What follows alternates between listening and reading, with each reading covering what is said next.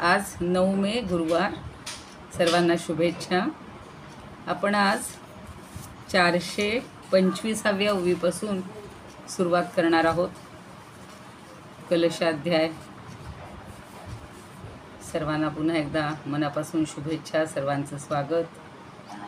अलंकापुरी पुण्यभूमी पवित्र, तिथे नांदतो ज्ञान राजा सुपात्र. तया आठविता महापुण्यराशी, नमस्कार साष्टांग श्री ज्ञानेश्वरासी.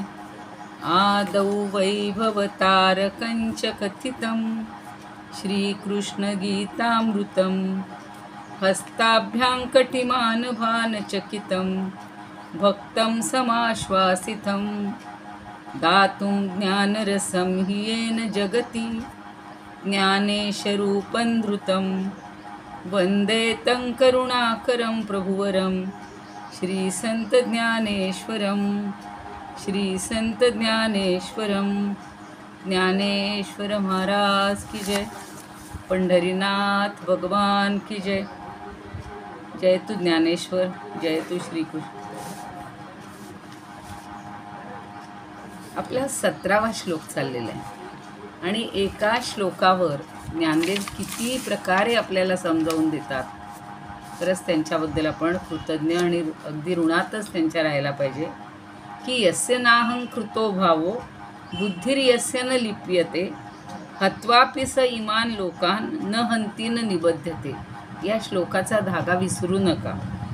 की ज्याच्या ठिकाणी अहंकृती नाही, म्हणजे मी केलं असा अहंकार नाही, ज्याची बुद्धी अलिप्त आहे, म्हणजे ज्याच्या बुद्धीला कर्मफळभाव निर्माणच होत नाही आणि त्यानं सर्व प्राणीमात्रांचा जरी वध केला तरी मारणारा तो ठरत नाही आणि प्रत्यक्ष युद्धात शत्रुपक्षीय लोकांचा संहार केला तरीही तो मारणारा होत नाही.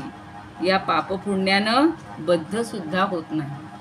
त्याला कर्माचं कुठलंच नाही, बंधनच नाही आहे. कारण का? मुख्य त्याच्याकडं अहंकृती नाही आहे, अहंकार नाही आहे. बघा, एवढा सोपा जर भाग आपला असेल तर आपण सुद्धा या सगळ्या बंधनातून सुटू की नाही. त्याच्यासाठी किती उदाहरणं द्यावीत ज्ञानदेवांनी. 424पर्यंत आपले आहोत. एका श्लोकावर 60 ओव्या रचलेल्या आहेत त्यांनी. म्हणजे त्यांना किती सांगून किती नाही झाले. 24वी ओवी परत एकदा पहा. का सरले या गीताचा समारंभू, नवचे राहवलेपणाचा क्षोभू. भूमी लोळोनी गेलिया अंबू बोलथारे. काय म्हणतायत हो? की गाण्याची अप्रतिम अशी मैफल संपली तरी गाणं ऐकून घेतलेला जो स्वरानंद असतो, तो सुरांचा जो आनंद असतो, मनामध्ये रेंगाळणारा आनंद असतो, तो कायम शिल्लक राहतो. आणि आता पुढच्या ओवीमध्ये सांगतायत. अगा मावळलेनी अर्के, संध्येची ये भूमिके, ज्योती दीप्ती कौतुके दिसे जैसी. फक्त सूर्यावर PhDचा ग्रंथ होईल एवढे त्यांच्या ओव्या आहेत. तर अरे पार्था काय सांगतायत? मावळलेनी अर्के. अर्क म्हणजे सूर्य. सूर्याला कितीतरी समान शब्द आहेत. तर सूर्य जेव्हा मावळतो म्हणजे अस्ताला जातो तरीसुद्धा काय होतंय? संध्येची या भूमिके, ज्योती दीप्ती कौतुके दिसे जैसी. संध्याकाळ झाली, सूर्यास्त झालेला आहे, पण त्याचा जो संधी प्रकाश असतो, संध्येची जी भूमिका असते ती कशी आहे? ज्योती दीप्तीच कौतुके. तो जो लालसर लालिमा असा जो प्रकाश असतो लालसर, तो काही काळ आपल्याला अनुभवता येतो. सूर्य मावळला म्हणजे जसं आपण बटन दाबलं की अंधार होतो आणि बटन दाबलं तर लगेच उजेड येतो. सूर्याचं तसं नाही आहे. सकाळी उगवताना सुद्धा तो लालिमा, लालसर छटा, थोडासा प्रकाश, अंधार म्हणजे रात्रीचा जो अंधार आहे तो हळूहळू त्याच्यातनं निघत असतो.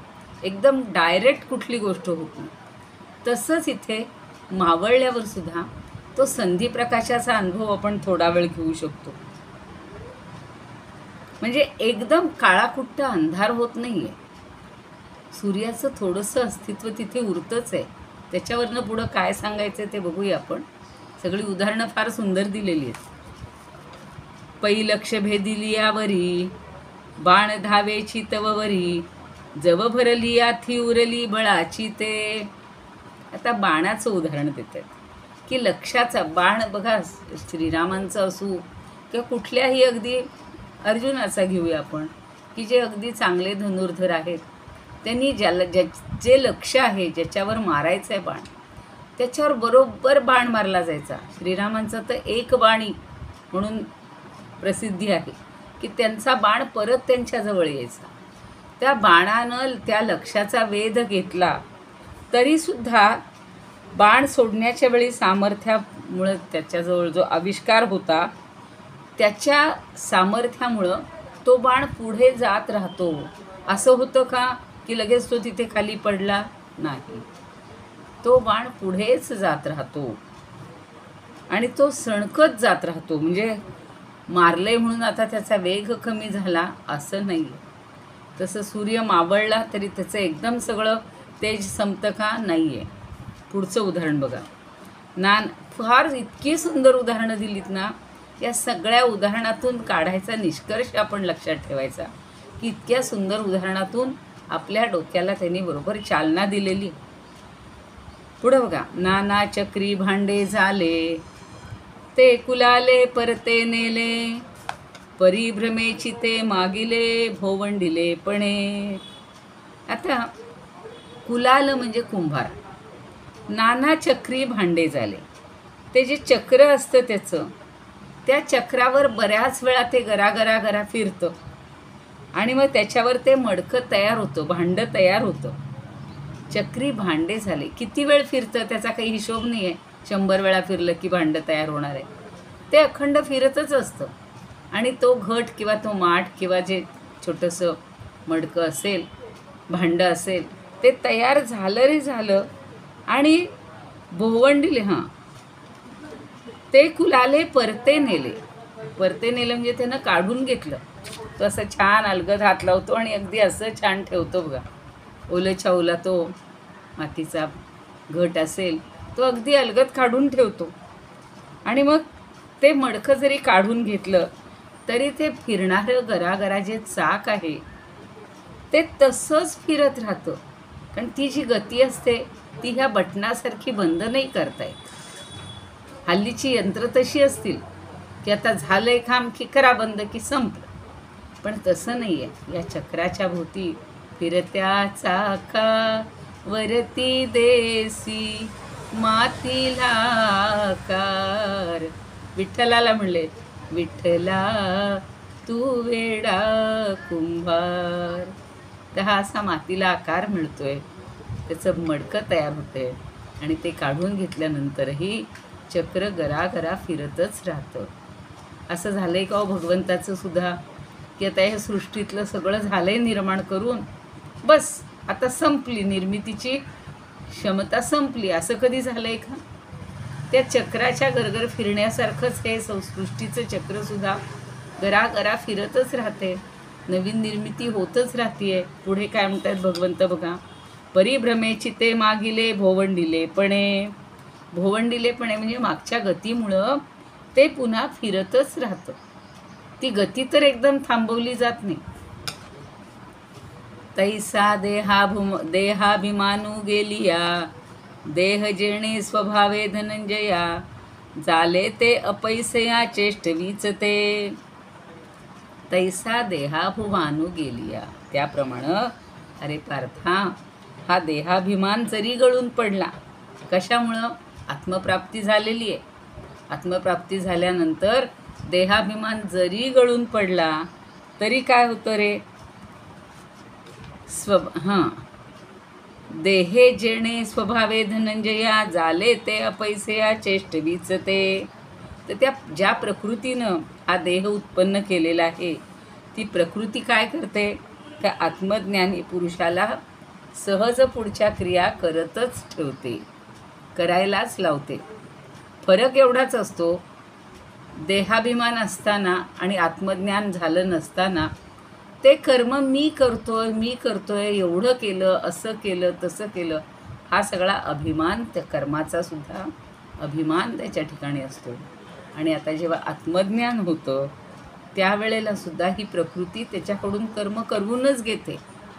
फरक एवढाच आहे की तिथे अहंकृती संपते, मीपणाचा भाव संपतो. आणि म्हणून हे आत्मज्ञान म्हणजे यस्य नाहं कृतो भावो बुद्धिही यस्य न लिप्यते हत्वापि सैमान लोकान न हंती न निबद्धते. म्हणजे त्यानं पुढं आता युद्धाची अर्जुनानं पूर्वीसुद्धा खूप केलेली आहेत. अगदी देवांना सुद्धा, इंद्राला सुद्धा मदत केलेली आहे. अत्यंत पराक्रमी येतो. पण आत्ता मात्र जो त्याचं विषाद योग आला पहिल्या अध्यायात आणि त्यामुळं त्यानं डिक्लेअरच केलं होतं की इथं सगळा संकर होईल आणि असं होईल आणि तसं होईल, म्हणून मी काही हे युद्ध करणार नाही. दुसऱ्या अध्यायात तर म्हणतो भैक्षम अपीह योग लोके, एक वेळी या जगात मी भीक मागून खाईन पण मला हे कोणाला ठार मारणं नको. आता त्याचा दृष्टिकोन बदलणार आहे की मी करत नाही आहे, माझ्यामुळं काही होत नाही आहे. हे चक्र असंच चालूच राहणार आहे. त्यामुळं आलेल्याला मरण आहे, मरण आलेला परत जन्म आहे. आणि मग मी कशाला त्याचं दुःख वाटून घेऊ, ही त्याची भूमिका आता होणार आहे.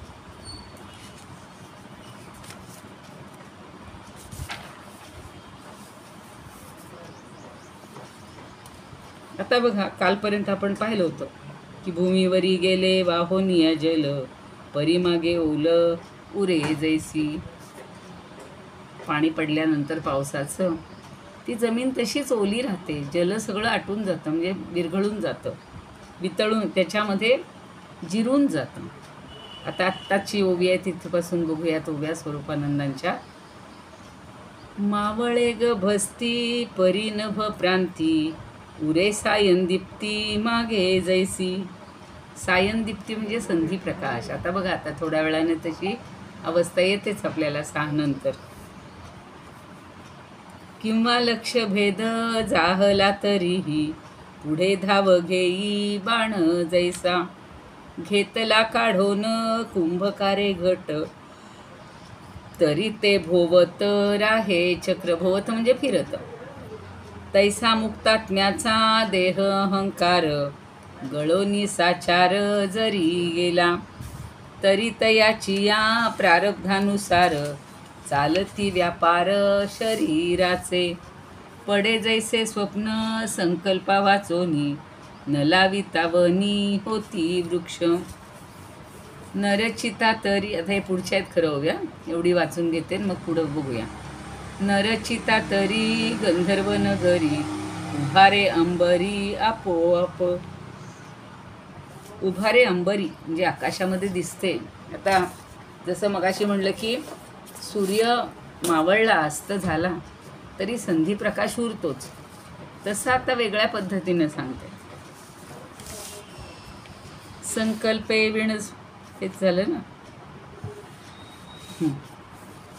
संकल्पे विण स्वप्न न लाविता दांगीचे वन न रचिता गंधर्व भुवन उठी जैसे.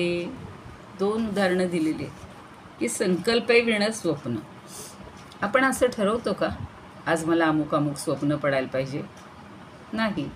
आपली इकडे एक म्हण आहे, मनी वसे ते स्वप्नी दिसे. आपण दिवसभर ज्याचा विचार केलेला असेल, ज्याच्यात मग्न असू, कदाचित रात्री ते स्वप्न आपल्याला पडतं.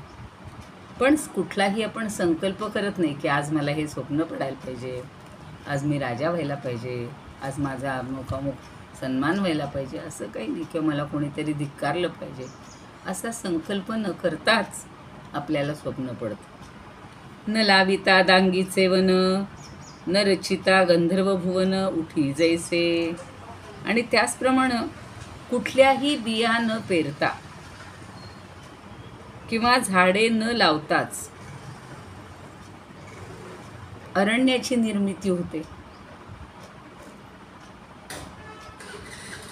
आणि तसंच न रचिता गंधर्व भुवन उठी जैसे. तसंच आकाशामध्ये सुद्धा कुठलीही गंधर्व म्हणजे रचना न करताच, गंधर्व भुवनाची रचना न करताच ही गंधर्व नगरं निर्माण होत असतात.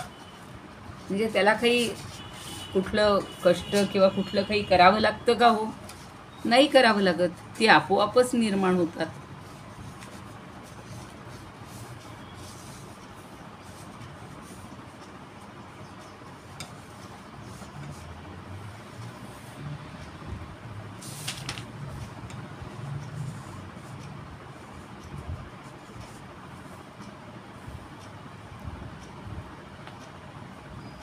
आता पुढची बघा ओवी. आज लाईटचा तर आमच्या इथं खेळ चाललाय सर. आत्मयाचे निउद्यमे विण तैसे देहादी पंचकारण होय आपण या आपण क्रिया जात. त्याचप्रमाणे जसं काहीही न ठरवता हे वन बनतं, बिया न लावता, वृक्ष न लावता.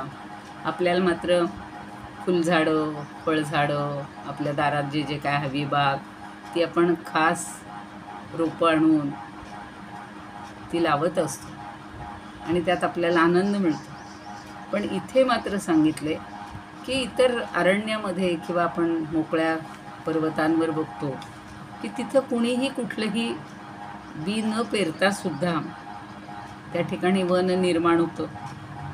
आणि रात्री संध्याकाळ झाली की बघा, ज्या संधी प्रकाशाचं मगाशी मी सांगत होते, लहान मुलांना किंवा आपल्याला सुद्धा जर असं थोडा वेळ असेल ना, तर संध्याकाळी आकाशाकडं बघावं.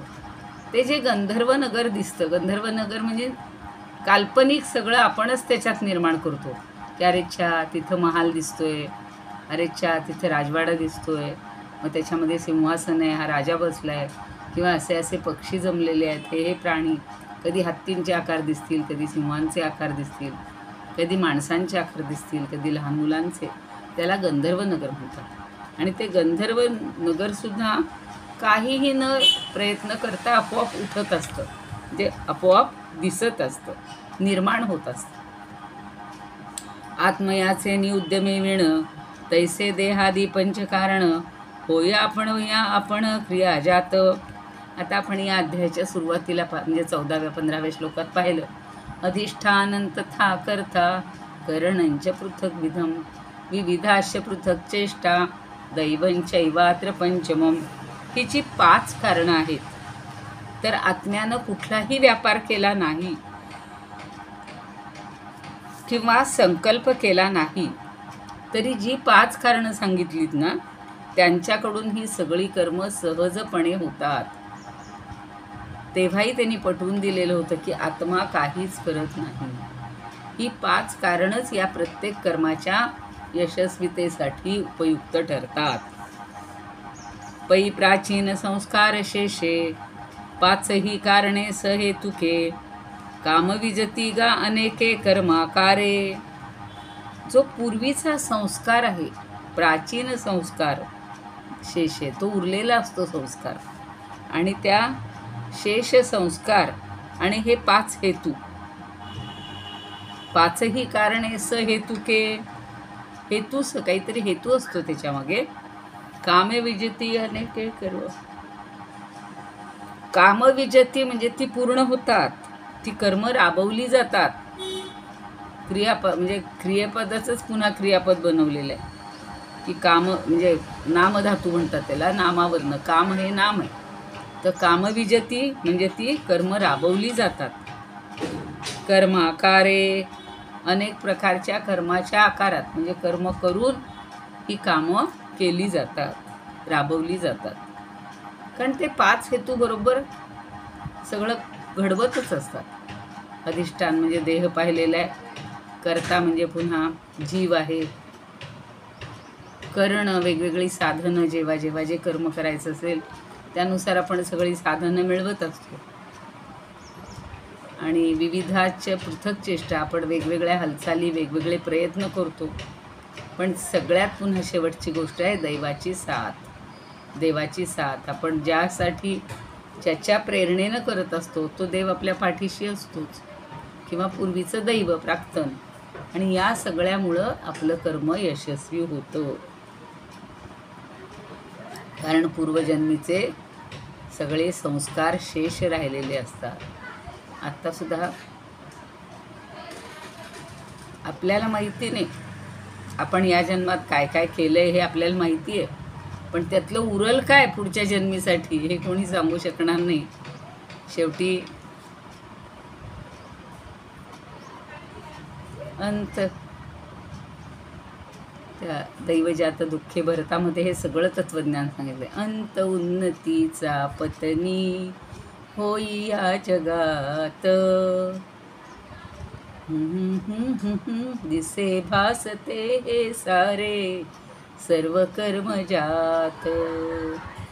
हे सगळं कर्मजात आहे. आपण आत्ता जे कर्म करतोय त्याचे संस्कार पुढच्या जन्मी शिल्लक राहणार आहेत.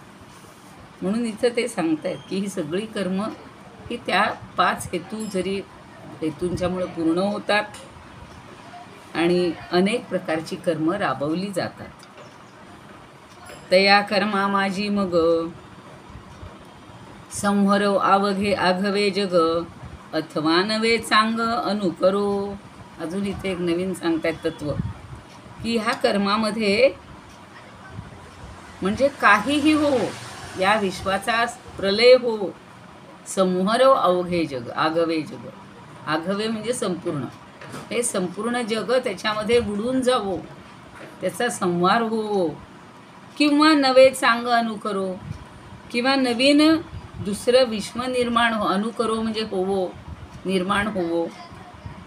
इथं त्याला काही देणं घेणं नाही. त्याचं कर्म चालूच राहणार आहे.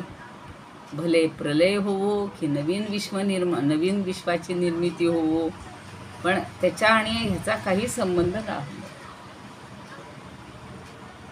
आता अजून पुढे देत आहेत. पुढची उदाहरणं बघा. किती उदाहरणांचा पाऊस आहे, नुसता पाऊस. परी कुमुद कैसे निसुके, कैसे ते कमळ फाके, ही दोन्ही रवीन देखे जया परी. आता सूर्याचं काम काय आहे? फक्त उदयाला येणं. मग ती कुमुद म्हणजे रात्री उमललेली कमळं. कुमुद कैसे निसुके, रात्री उमललेली कमळं तुम्ही जर पाहिली असतील, आम्ही सारसबागेमध्ये पाहिलेली आहेत किंवा मोठमोठ्या सरोवरामध्ये आपण पाहतो, निळ्या निळ्या रंगाची रात्री फुलं उमलतात, कमळं. आणि पहाट झाली, सूर्योदय झाला की ती सुकून जातात. आता त्यांचं हे संपतं, त्यांचा रोल संपतो किंवा चंद्राचा रोल संपतो. चंद्र उगवला की ती कमळं विकसित होतात, सूर्य उगवला की ती सुकून जातात. म्हणून चंद्रविकसनी कमळं सूर्योदयाबरोबर सुकतं. आणि त्याच्या उलट त्यांनी म्हटले कैसे ते कमळ फाके, आणि कमळ म्हणजे सूर्यविकासी कमळ, ते फाके म्हणजे प्रफुल्लित होतं, चांगलं उमलतं, उमलून येतं. ही दोन्ही रवीन देखे जया परी. हे दोन्ही कमळांचे प्रकार हा सूर्य काही बघत नाही. त्याला त्याच्याशी देणं घेणं नाही. सूर्यविकासीला उमलू नाही तर चंद्रविकासी मावळू किंवा सुकून जाऊ देत, तो त्याचं कार्य करतच राहतो. तसं आहे आत्मज्ञानी पुरुष. काय करणार आहे? कर्म करत राहणार आहे. त्याच्यामुळं काय पुढे परिणाम व्हायचे याचा त्याला काही देणं घेणं नाही. का विजू वर्षोनी आभाळ, ठिकरिया आतो भूतळ, अथवा करू शाडवळ पर्जन्यवृष्टी. आता सूर्याचं उदाहरण दिलं. आता कुणाचं देत आहेत? आता वरच्या आभाळातून विजेचा वर्षाव होत आहेत. विजू वर्षोनी आभाळ, विजेचा वर्षाव होऊन पुढं काय होऊ देत? ठिकरिया आतो भूतळ, त्या पृथ्वीच्या ठिकऱ्या होऊ देत. बघा, आभाळातून विजेचा वर्षाव होऊ देत, पृथ्वीच्या सगळ्या ठिकऱ्या होऊ देत, अथवा करू शाडवळ पर्जन्यवृष्टी, किंवा पावसाळी मेघ इतके वर्षाव करतील की त्यामुळं शाडवळ, शाद्वल असा संस्कृत शब्द आहे, यांनी शाडवळ असा प्राकृत केलेला आहे. आणि शाडवळ म्हणजे सगळी हिरवळ, सगळीकडे हिरवगार गालीचा पसरलेला असतो. म्हणून बालकवींनी म्हणलेले नाही, हिरवे हिरवे गार गालीचे हरित तृणांच्या मखमालीचे, त्या सुंदर मखमालीवरती फुलराणी ती खेळत होती, फुलराणी ती खेळत होती. म्हणजे हे सगळं जे छान सौंदर्य सृष्टी जी रम्य होती आहे, आपल्याला मोहून टाकते. पृथ्वीवर हिरवागार गालीचा पसरला जातो, सगळी हिरवळ छान. आणि त्या हिरवळीवरून हल्ली मुद्दाम तयार करतात ना, लॉन लॉन लॉन. आता आमच्या इथे मालपाणी लॉन्स म्हणजे तिथे भरपूरच्या भरपूर हिरवळ, तर त्याच्यावरून चालायला खूप छान वाटतं. पण हल्ली ज्या बागांमध्ये हिरवळ करतात तिथे बंदिस्त असतं, तिकडे कोणी जायचं नाही. मग ती हिरवळ तुडून तुडून खराब होऊन जाते. पण ह्या पावसाळी मेघांच्या वर्षावामुळं पृथ्वीवर सगळीकडे हिरवेगार होतं. ते काही कोणाला मुद्दामहून बनवावं लागतं का हो? नाही. म्हणजे तो जणू काही गालीच्या पसरो. किंवा अजून पुढे सांगतात, परितया दोहिते जैसे नेणिजेची का आकाशे, तैसा देहीच जो वस असे विदेह दृष्टी. शेवटी निष्कर्ष काढलेला आहे. पण अजून एक उदाहरण या पावसाळी मेघांच्यामुळं जशी हिरवळ होतीये किंवा कधी पृथ्वीच्या ठिकऱ्याही होत आहेत, पण हे जे निळभोर आकाश आहे ना, परी दोहिते जैसे नेणिजे. नेणिजे म्हणजे जाणत नाही, त्याला त्याची जाणीवच नसते, म्हणजे नेणीव असते. जाणीव नाही ती नेणीव. तर आकाश जे आहे हे ब्रह्मांडव्यापी आकाश आहे, त्याला त्याची जाणीव नसते. काहीही होऊ देत, माझं माझं काम चालू आहे म्हणून आकाशाला तुमच्या काय फरक पडलेला आहे, कुणामुळं कशामुळं काहीही हे नाही आहे, जाणून घ्यायचंच नाही आहे. तो जाणूनही घेत नाही. तैसा देहीच जो असे विदेह दृष्टी, तसाच, तैसा म्हणजे तसाच हा जो ज्ञानी पुरुष आहे तो विदेह दृष्टी, त्याची देहावरची दृष्टी, देहाभिमान पूर्ण संपलेला असतो आणि देहाच्या ठिकाणी विदेही दृष्टीनं तो नांदत असतो. म्हणजे देह असूनही विदेह, देहाचं आकर्षण नाही, असा तो निर्लेप असतो. निर्लिप्त. पद्मपत्रम इवांभसा. पाण्यामध्ये आहे कमळ, पण त्याला त्याचा लवलेश लागतो का हो? अगदी चुकून एखादा थेंब पडला तर तो काही काळ मोत्यासारखा छान चमकतो. पण जर तो काही कायमचा त्याच्यावर राहू शकत नाही, तो त्याच्यापासून अलिप्तच असतो. तसा हा जो मनुष्य आहे हा देहादी व्यापारांनी, तेव्हा तो देहादेखी चेष्टी, घडता मोडता हे सृष्टी, न देखे स्वप्न किरीटी चेईला जैसा. म्हणून म्हणतायत की हा जो चेईला म्हणजे जागा झालेला, चेतविला वगैरे असे शब्द असतात, पण चेईला म्हणले ते. तर हा जागा झालेला मनुष्य काय करतो? न देखे स्वप्न. तो स्वप्न पाहत नाही, त्याला आता दिसतच नाही. जागा झाला की स्वप्न संपलं. त्याप्रमाणे तो देहादिकी चेष्टी, घडता मोडता हे सृष्टी. त्याप्रमाणे हा जो मनुष्य आहे आत्मज्ञानी, याच्या ठिकाणी देहादी व्यापारांनी जी सृष्टी निर्माण झाली काय, किंवा ती मोडता हे सृष्टी, किंवा ती सृष्टी मोडून गेली काय, नष्ट झाली काय, तो दोन्हीही गोष्टी पाहत नाहीत. ती सृष्टी निर्माण झाली म्हणून त्याला आनंद नाही, सृष्टी बुडाली, नष्ट झाली म्हणूनही त्याला दुःख नाही. तो असा स्वतःच्या ठिकाणी छान स्वरूपाकार झालेला असतो आणि त्याच्याशी त्याला सुख दुःख कुठलीच भावना नाही. देहाचा अभिमानच गळून पडलेला आहे आणि त्यामुळं तो असा स्वस्थ शांत असतो.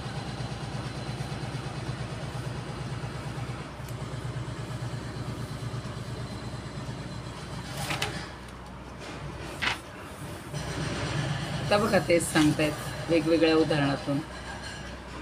पडे जैसे स्वप्न संकल्पा वाचोन, न लावितावनी होती वृक्ष, नरचिता तरी गंधर्व नगरी, उभारे अंबरी आपोआप, देहादिक पाच कारणांकडून, तैसे घडे जाण कर्म जात, येथे आत्मराजे करावा उद्यम, तरी घडे कर्म ऐसे नाही, परी धनंजया देहादिक पाच कारण जिसाच स हेतुक, तयांच्याकडून कर्म आविष्कार संस्कारानुसार प्रारब्धाच्या, तया कर्मा माझी संहर होय जग, किंवा नवे चांग जन्म पावो, परिरवी नेणे फाके कमलिनी. त्यांनी तो शब्द वापरलाय.